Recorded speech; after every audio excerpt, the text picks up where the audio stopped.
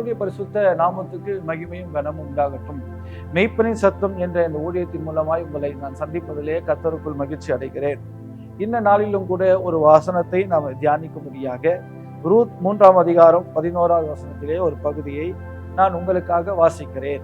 நீ பயப்படாதே, உனக்கு வேண்டியபடியெல்லாம் செய்வேன். நீ பயப்படாதே, உனக்கு வேண்டியபடியெல்லாம் செய்வேன். இந்த நாளிலே இந்த வார்த்தையை கேட்டுக்கொண்டிருக்கிற உங்களுக்கு வாழ்க்கையில பலவிதமான பயங்கள் இருக்கலாம். குறிப்பாக இந்த இடத்துல சொல்லப்பட்டிருக்கிறது, உனக்கு வேண்டியபடியெல்லாம் செய்வேன். நம்முடைய தேவைகளோ, நம்முடைய காரியங்கள், நமக்கு வேண்டியவைகள், அநேக காரியங்கள் நம்முடைய வாழ்க்கையிலே சில பயத்தை கொண்டு வரலாம். நம்முடைய வாழ்க்கையில ஒவ்வொருத்தருக்கும் ஒவ்வொரு காரியங்கள், தேவைகள் இருக்கலாம். அந்த தேவைகள் சிலருக்கு சிறிய காரியமா இருக்கலாம், சிலருக்கு பெரிய காரியமா இருக்கலாம்.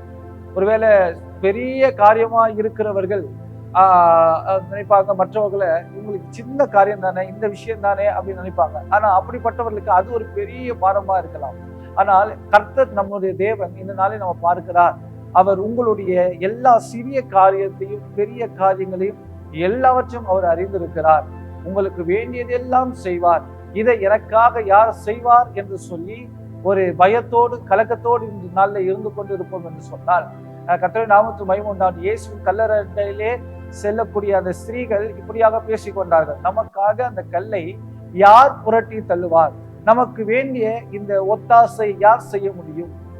ஒரு ஆணுடைய துணை இருந்துதான் அந்த கல்லை புரட்ட முடியும்.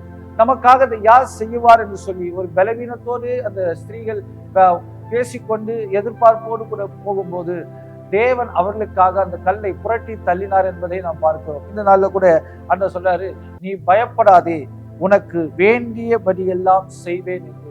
கர்த்தருடைய நாமத்துக்கு மகிமை உண்டாகட்டும். நான் உங்களுக்காக ஜெபிக்கிறேன். எங்களை நேசிக்கிற நல்ல பிதாவே, இந்த நாளிலும் கூட பயத்தோடு கலக்கத்தோடு எதிர்காலத்தோடு அநேக தேவைகளோடு கர்த்தாவே அப்பாவை நோக்கி பார்க்கிற அப்பா ஒவ்வொருவரையும் இந்த நாளில் நீ சந்தித்து அவளுக்கு வேண்டியபடியெல்லாம் நீ செய்து முடிக்க போவதற்காக நன்றி அப்பா. இயேசுவின் நல்ல நாமத்தில் வேண்டிக் கொள்கிறோம் பிதாவே, ஆமென்.